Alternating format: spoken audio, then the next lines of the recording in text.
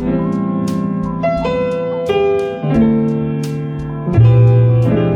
morning. I'm here with Craig Moore. Craig's the corn lead here in Atlanta, Indiana for this edition of Audio App. And Craig, look out the window. I see it raining. Yep. The most common question that guys have right now is, what do I do about switching hybrids? So what's your number one recommendation as you think about advising a grower on this topic? Yeah, so I think the number one recommendation that I have for growers out there, and obviously we're dealing with a lot of frustrations with weather and wet soil conditions and opportunity to plant. But amid that, I want everybody to really stay yield focused and stay focused on the performance. And I think we do that by focusing on hybrids that really are well adapted for our area. So when we talk about moving hybrids, we really want to focus in on keeping focused on a little more of the hybrids that we were intending to plant. Understand that we're going to move a little bit off of some of the really fuller season things, but if you're in central Indiana, still planting 110 to 112 day corn makes sense in my mind, because again, we want to keep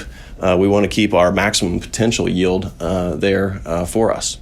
It's kind of uncomfortable. So I know you talked a little bit about some data. Share with us some of the things you found, where you found that data. Sure, absolutely. So the Midwestern Regional Climate Center is a great tool. They have a corn GDD decision support tool, and it's just a really nice tool to be able to plug in your location, number one, and then you can plug in the hybrids that you're intending to plant, when you think the estimating planting date that you'll get in the field, and then it'll give you a date of black layer, so it really can make you comfortable in terms of what maturity can I still plant and still expect it to black layer in time ahead of a frost. And so, to me, the important part of this website is getting comfortable with being able to plant late. But you also need to keep in mind that when you put in a June 1st planting date, that the corn is going to naturally going to take off a couple hundred heat units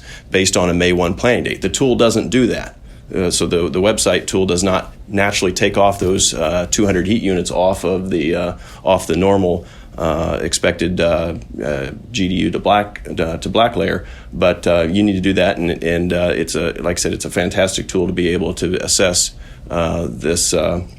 when we can expect black layer for a particular maturity. So when we planted May 1st, if we look at a 2,700 heat unit hybrid, which is around 112 day, the data says that October 12th is the date that hybrid, if it was planted on May 1st, would black layer. If we look at a June 1st planting date, because corn takes off these 200 heat units when it's planted late, a June 1st planting date for this same hybrid, 112-day, 2,700 heat unit hybrid, black layer would be on October 13th.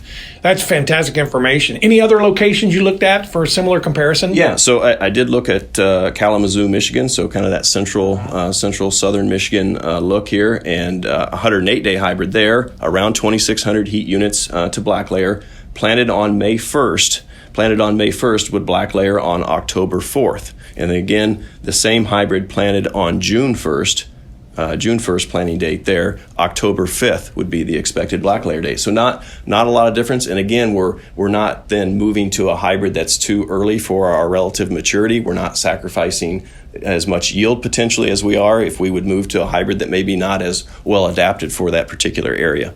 I would say my learnings over time have been, if there is a big mistake that growers make, it's moving to a hybrid that is not adapted for their maturity zone. Would you agree with that? I totally agree with that. There's hybrids that are developed for more northern geographies that we're just really not going to be able to move that far south because of their stress and heat tolerances. And so, yeah.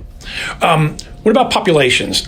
Should I adjust my population? We talked last week about increasing soybean populations. What about corn? Yeah, on corn, the data suggests that really, you can decrease your population slightly, but there's not any evidence that you're going to that you really need to do that. Now, corn, is when we have heat at stalk elongation time, we can expect taller corn, and then plant-to-plant competition can increase your plant height as well. So there is the potential for backing off your population slightly, but no real yield increase can be expected. Those types of things, or better performance from increasing or decreasing your plant population there.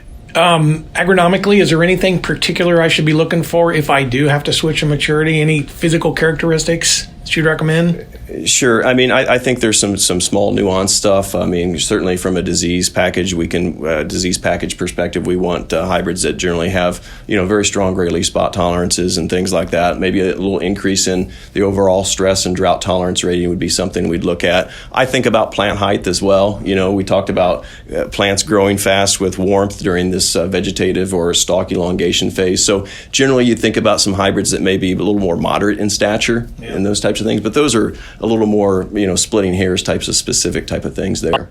Good. The only other question I get a lot, and I just had it about 5 minutes before we came in here to record, was row starter. And the what I shared with the grower is certainly as we plant later into warmer soils, the odds of an economic return decrease. However, what I shared with him is if you have soils that are low, naturally low, coarse textured, or still heavy no-till, it's not unreasonable to still use a row starter, in my opinion. Yeah, and for sure, obviously, if we haven't already gotten our pre-plant nitrogen on, we definitely want to shift to more of a post-plant, so we plant earlier. And so in that instance, I think a pre-plant nitrogen or a starter fertilizer would be great, and then move to a post-plant nitrogen application then beyond that. So wrapping it up, Craig, I mean, we were talking earlier this morning. I'm not sure what we would have gained this year by planting May 1 anyhow. So I don't think even though the calendar says we may be 5 or 6 weeks behind, I don't know that we're technically that far behind, as hard as that is to believe with the weather we're dealing. Any thoughts along those lines? Totally agree. So we have some research locations that we've planted in early May that have only accumulated 130 to 150 heat units. So that's well behind. That's probably about 100 heat units behind roughly of where we would expect to be. So we really don't feel like we've lost as many heat units as the calendar would show anyway. So again, as uncomfortable it is right now, there's still plenty of time. Your number one recommendation is stay focused on yield. Correct. And stick to it, because again, there are adjustments being made physiologically in that corn plant to quote unquote switch maturities for you. That's correct. Yes. All right. That's all for this edition of Audio App. Thank you, Craig. Appreciate your time this morning. Thanks, everybody. Have a great day.